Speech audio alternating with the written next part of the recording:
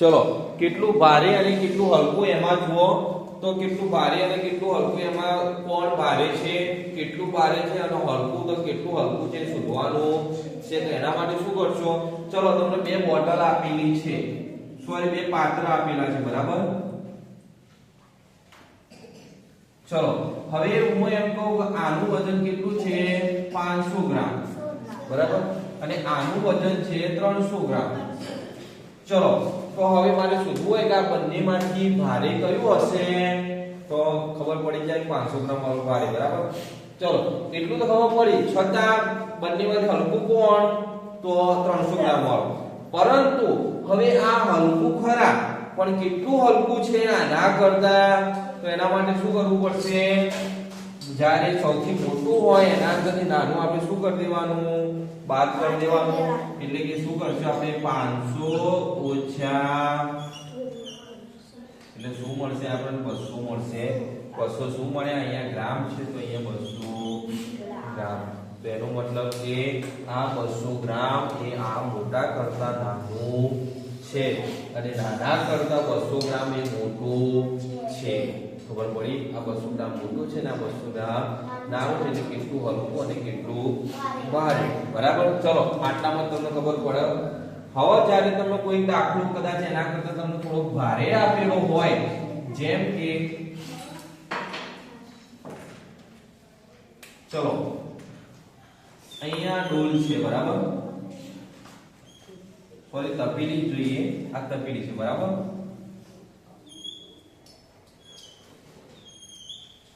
ચલો બંને પાત્રના શું હોય પહેલા તો તમને આકાર ઉપર ખબર પડે કે આ આકાર મોટો છે આકાર નાનો બરાબર હવે આમાં 2 લીટર પાણી છે કેટલું 2 લીટર ચલો અને આમાં 1 લીટર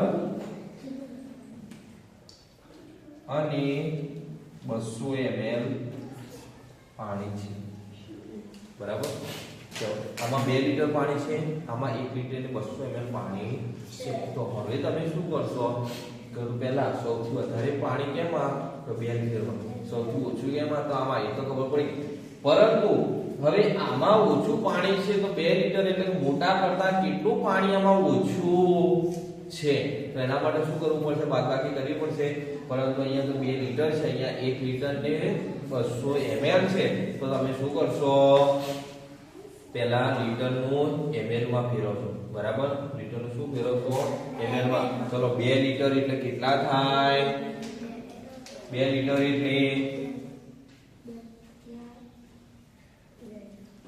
2000 ml થશે ચલો અહીંયા 1 લીટર ના 1000 અને 200 ml છે એટલે 200 માં ઉમેરવાના એટલે મૂળ કેટલું થયું 1200 ml છે 1200 ml થયું કેમ કે 1 લીટર એટલે 1000 ml 200 ml એટલે 200 બંને 20 કરે એટલે 1200 ml થયા ચલો હવે આના કરતા કેટલું વધારે તો એના માટે 2000 માંથી 1200 બાદ કરીશું તો 2000 ઓછા આપણે શું કરવાના 1200 બરાબર 1200 કરવાના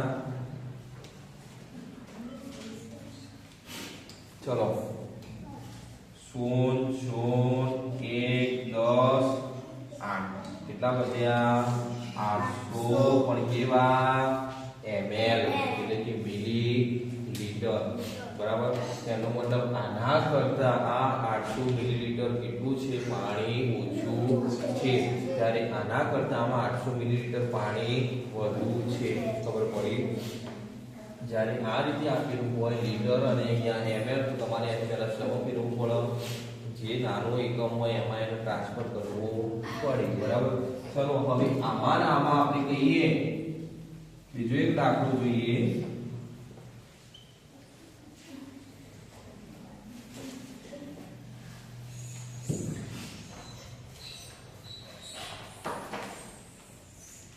ચલો હવે અહીંયા 5 કિલો છે બરાબર કિલોગ્રામ એટલે કેજી લખીએ અને અહીંયા તમારે આપેલું છે 3000 ગ્રામ બરાબર તદ્દન અલગ છે આમાં તો કિલો એક પણ નથી આમાં 5 કિલોગ્રામ છે અહીંયા શું છે ગ્રામ ચલો હવે ભારે અને મધ્યમમાં તમને ચલો કઈ રીતે ખબર પડશે પાત્ર બંને કેવા છે? કદાચ સરખા છે, બરાબર. અને ધારી લો આ પાત્ર બરાબર આ છે, તો કયું ભારે હશે? 3000 ગ્રામ વાળું કે 5 કિલો વાળું? તો એના માટે શું કરવાનું? પહેલા બંનેની સરખામણી કરવાની. આ શામાં છે? કિલોમાં. આ શામાં છે? ગ્રામમાં. કાં તો ગ્રામમાંથી કિલોમાં ફેરવો, કાં તો કિલોમાંથી ગ્રામમાં. પણ એક વસ્તુ યાદ રાખવાની કે મોટામાંથી નાના એકમમાં પહેલા ફેરવવાનું કરવાનું, બરાબર. તો મોટો એકમ કયો? કિલોગ્રામ. એમાંથી આપણે એને ગ્રામમાં ફેરવો તો 5 કિલોગ્રામ બરાબર કેટલા થશે? તો 5000 ગ્રામ થશે. હવે 3000 ગ્રામ અને 5000 ગ્રામમાં કોની વધારે? આનું થયું. હવે કેટલું? તો એના માટે શું કરવાનું? 5000 માંથી 3000 બાદ કરવાનું, બરાબર. તો આ થયું તમારું શું? કેટલું નાનું અને કેટલું મોટું, બરાબર, અથવા કેટલું હલકું છે. ચલો આ રીતે ખબર પડે. હવે તમારે પાછળ આવે છે બીજો ટોપિક. તમને અહીંયા શું આપેલું છે? તો વસ્તુના નામ આપેલા, બરાબર. ફોર એક્ઝામ્પલ તરીકે કાગળ હોય અને રબર હોય તો કોનું વજન વધારે હોય? રબરનું. કેમ કે કાગળ કેવું હોય? હલકું, બરાબર. એમ તમારે અહીંયા સરખામણી કરવાની. પછી અહીંયા આ બાજુ તમારે કિલોગ્રામ વજનને આપેલા છે, એમાં તમને ખબર પડી જશે, બરાબર. હવે તમારે વજનિયું બનાવવું, કઈ રીતે વજનિયું બનાવશો એ જોવાનું છે, બરાબર. ચાલો હવે મારી જોડે 500 ગ્રામનો એક પાઠ છે, બરાબર. કેટલા ગ્રામનો?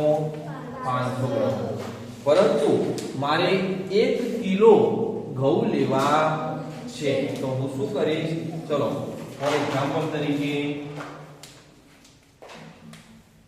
આપણી જોડે છે આ તાજુ, બરાબર.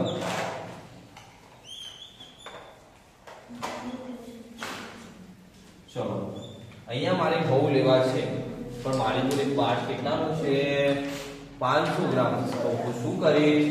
અહીંયા આગળ 500 બે વખત તો લેવા જઈશ નહીં, કેમ કે મજૂરી કેવી થઈ જશે? મારી વધી જશે. તો હું શું કરીશ? આ 500 ગ્રામ છે, તો એમાં મારે 1 કિલો ઘઉં લેવા હોય તો આ 500 ગ્રામનું હું 1 કિલો કેવી રીતે બનાવીશ? તો જુઓ, પહેલા અહીંયા 500 ગ્રામનું બાટ મૂકીશ. ખાસ ધ્યાન રાખજો, 500 ગ્રામનું બાટ અહીંયા મૂકીશ.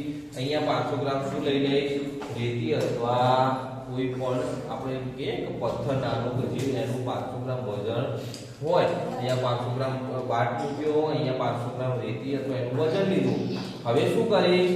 બંનેની સરખામણી કરી તો આ 500 ગ્રામમાં 500 ગ્રામ થઈ ગયું. હવે જ્યાં પથ્થર અથવા રેતી મૂકી દીધી ત્યાં 500 ગ્રામનું બાટ આપણે ત્યાં મૂકી દઈશું. તો કુલ કેટલું વજન થયું? તો જુઓ, 500 ગ્રામ તો રેતી હતી અને 500 ગ્રામ આ વજનનું લાવ્યો તો કુલ 1 કિલો થઈ ગયું. હવે 1 કિલો આનું વજન આમાંથી 1 કિલો થઈ, એટલે મેં શું કર્યું? 1 કિલો વજન બનાવ્યું. હવે અહીંયા હું 1 કિલો ઘઉં મૂકી શકું. ખબર પડી? મારી જોડે 500 ગ્રામ હતું તો મેં 500 ગ્રામનું શું લીધું? વજનિયું લીધું. અને વજનિયા તરીકે મેં શાનો ઉપયોગ કર્યો? રેતી, પથ્થર, કોકરો કોઈ પણ ઉપયોગ કરી શકો છો, બરાબર. કદાચ ઘઉંનો પણ ઉપયોગ કરી શકો તમે. 500 ગ્રામ ઘઉં લઈ લીધા અને ત્યાં આગળ 500 ગ્રામ અહીંયા બાટ મૂકી દો તો 1 કિલો અહીંયા ઘઉં તમારા તોલી શકો. આપણે સુધી ખબર પડી? તમારા ઘરે કોઈ કદાચ મધને વેચવા આવતા હોય તો આ રીતે વજનિયા કરતા હોય છે, ખબર ને? દેખાડા પથ્થર મૂકી એનો વજનિયો કરે, કેમ કે એમની જોડે પૂરા બાટ હોય નહીં, એટલે એના કારણે આ રીતે એમને વજનિયું બનાવવું પડે, બરાબર.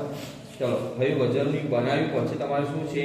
ચલો અહીંયા મેં તમને બાટ આપેલા છે, એમાં ધારી લો કે અહીંયા 500 ગ્રામના બે વસ્તુઓ પડી, બરાબર. અને અહીંયા એક 200 ગ્રામ અને એક 250 ગ્રામ વસ્તુઓ છે, બરાબર. તો કોનું વધારે વજન હશે? દેખાય આવે તો 500 ગ્રામ વાળાનું વજન વધારે છે. કેવી રીતે ખબર પડી? તો આ બંને તમે શું કર્યું? સરવાળો કર્યો તો 500 ને 500 એટલે 1 કેજી થયું. અને અહીંયા 250 એટલે કેટલા થયા? 450 ગ્રામ, બરાબર. અહીંયા 1 કેજી એટલે અહીંયા 1000 ગ્રામ થયા અને અહીંયા 450 ગ્રામ થયા. એટલે એના કારણે 1000 ગ્રામ વાળું તમારું કેવું છે? વજન વધારે. કેટલું વધારે છે? તો એના માટે તમે શું કર્યું? મોટામાંથી નાનું બાદ કર્યું એટલે 1000 ઓછા 450 કર્યા એટલે તમારો જે જવાબ આવ્યો એટલું વજન એનું વધારે છે. ચલો આટલે સુધી ખબર પડી ગઈ. ઓકે, ચલો હવે પાછળ કયું ભારે કયું એના પછી તમારે આવે છે ગ્રામ અને કિલોગ્રામ. બરાબર. ચલો હવે તમારે ગ્રામ અને કિલોગ્રામમાં શું ફરક છે એ કહી દઉં. તો જે વસ્તુ જેટલી મોંઘી હોય એટલી એ વસ્તુ તમારે સામે મળે ગ્રામમાં મળે. બરાબર. કેમ કે હવે તમે કાજુ બદામ લેવા જાઓ તો મોટા ભાગે એ બહુ મોંઘા હોવાના કારણે બધા કેવા લે ગ્રામમાં લે. તો ભાઈ 500 ગ્રામ આપો, 100 ગ્રામ આપો, 20 ગ્રામ આપો, એ રીતે મંગાવો. તો પછી 5 કિલો 10 કિલો લેવા જાય. બરાબર. જેમ તમે ઘઉં લાવો તો 25 કિલો 30 કિલો લાવો. જ્યારે ભાતના ચોખા લેવા જો તો તમે કિલો 2 કિલો બધા 5 કિલો 30 કિલો 50 કિલો લાવો નહીં. કેમ કે એની જરૂરિયાત કેવી છે તમારે ઓછી. બરાબર. હવે ચલો તમને એક પ્રશ્ન આપ્યો હોય ફોર એક્ઝામ્પલ તરીકે કે 1 કિલો શું છે? 1 કિલોગ્રામ ખાંડ છે. બરાબર. અને 1 કિલોગ્રામ શું છે? ગોળ. 1 કિલોગ્રામ ખાંડ છે, 1 કિલોગ્રામ ગોળ છે. તો બંનેમાંથી કોનું વજન વધારે હશે? ખાંડનું કે ગોળનું? કેમ બંને સરખા? ગોળ બંને સરખા હોય. ચલો તમે કઈ રીતે બંને સરખા કીધા? 1 કિલોગ્રામ ગોળ લીધે, 1 કિલોગ્રામ ગોળ લીધો. તો બંને સરખા કઈ રીતે? બોલો. કારણ કે તેનું વજન તો એક જ છે. બરાબર. કેમ કે ભલે ખાંડનું વજન એટલે કે ગોળનું વજન વધુ આવે, ભલે ખાંડનું વજન ઓછું હોય, પરંતુ તમે લીધી છે કેટલી? 1 કિલોગ્રામ. અને 1 કિલોગ્રામ તમે લીધી હોય એટલે ખાંડનો જથ્થો વધારે હોય, પરંતુ એનું વજન કેટલું હોય? 1 કિલોગ્રામ. જ્યારે ગોળનો જથ્થો ઓછો હોય, ગોળ આટલો દેખાય પરંતુ એનું વજન કેટલું હોય? 1 કિલો. એટલે વજનની દ્રષ્ટિએ બંને કેવા કહેવાય? સરખા. પડી. તેના કારણે તમારે વજન જો આપ્યું હોય તો વજન દ્રષ્ટિ બંને સરખા, પણ જથ્થાની દ્રષ્ટિ બંને કેવા પડે તમારે? અલગ પડે. બરાબર. ચલો હવે પાછળથી તમારે ખરીદી કરવા ગયા હોય તો તમે બધું લાયા. બરાબર. તો એનું તમારે શું કરવાનું છે? ચલો એમાં મેં કીધું ચલો 5 કિલો ખાંડ લાવ્યો. બરાબર. 2 કિલો ગોળ લાવ્યો. ચલો 500 ગ્રામ દાળ લાવ્યા. બરાબર. ચલો 250 ગ્રામ કાજુ લાવ્યા. પછી 100 ગ્રામ બદામ લાવ્યા. બરાબર. ચલો આવી બધી વસ્તુ હું લઈને આવ્યો તો હું બધી થઈને કેટલું વજનની બધી વસ્તુ લઈને આવ્યો હોય. તેના માટે શું કરી? પહેલા જેટલા કિલો વાળા હોય એનો પહેલો સરવાળો કરીશ. તો 5 + 2 એટલે 7. તો પહેલા તમારું શું થશે? 7 કેજી. બરાબર. ચલો હવે ગ્રામ વાળાનો તમે સરવાળો કરો તો 500 ને 250 એટલે 750. 750 માં 100 મેળવ્યું એટલે 850. બરાબર. 850 ને આપણે કિલોમાં ફેરવી શકીએ નહીં. કેમ કે જો 1000 હોત અથવા 1000 કરતા વધારે હોત તો એને કિલોમાં ફેરવાય, પરંતુ અહીંયા થાય ના. તો મારી પાસે કુલ કેટલા વજન વાળું આવ્યું? 7 કિલોગ્રામ અને 850 ગ્રામ વસ્તુ હું લઈને આવ્યો. બરાબર. એ જ રીતે જો કદાચ અહીંયા 250 ની જગ્યાએ 550 હોય, બરાબર, અને અહીંયા 100 ની જગ્યાએ કેટલું હોય? 400 ગ્રામ બદામ હોય, તો હું શું કરીશ? ચલો કિલો વાળા તો પહેલા 7 કિલોગ્રામ કરી નાખ્યા. હવે ગ્રામ ના કે તો 500 અને 550 એટલે 1050. 1050 માં 400 મેળવીએ એટલે કેટલા થાય? 1450 થશે. તો એનો મતલબ 7 કિલોગ્રામ અને 1450 ગ્રામ થાય. ચલો 1450 ગ્રામ એટલે એમાં 1000 આયા. હવે 1000 ગ્રામ બરાબર 1 કિલો લઈએ તો એમાંથી 1000 ગ્રામ ને શું કરી નાખો? નીકાળી દો. આ બાજુ લઈ દો તો કેટલા થઈ જશે? 8 કેજી થઈ જશે. 8 કેજી અને આગળ કેટલા વધ્યા? 450 ગ્રામ. ખબર પડી? તો આ થઈ ગયું તમારું શું? તમારી જોડે કેટલું વજન હતું એ તમારે એને દર્શાવી શક્યા. કદાચ કિલોગ્રામનો ફરક ના ફાવે ગ્રામમાંથી કિલોગ્રામ, તો શું કરવાનું? કિલોગ્રામને ગ્રામમાં ફેરવી નાખવાના. બરાબર. તો 7000 ગ્રામ થાય. 7000 નો અહીંયા 450 માં ઉમેરી દેવાના તો 8450 ગ્રામ થશે. બરાબર. આ રીતે તમારે આ દાખલા ગણવાના છે. બરાબર. તમારા મહોરા આપેલા છે. કુલ વસ્તુ કેટલા કિલોગ્રામ આવી એની માહિતી આપેલી છે પેજ નંબર 139 ઉપર. બરાબર. એ જોઈ લેજો. બીજું પાછળ તમારે જસ્ટ તમારી માહિતી માટે આપેલું છે. બરાબર. કે જે તમને કોનું વજન, હાથીનું વજન વધારે હોય કે માણસનું ને બધું આપેલું એ તમને જેનો આકાર વધુ હોય તમને નોર્મલી ખબર પડે હાથીનું વજન સૌથી વધારે હોય.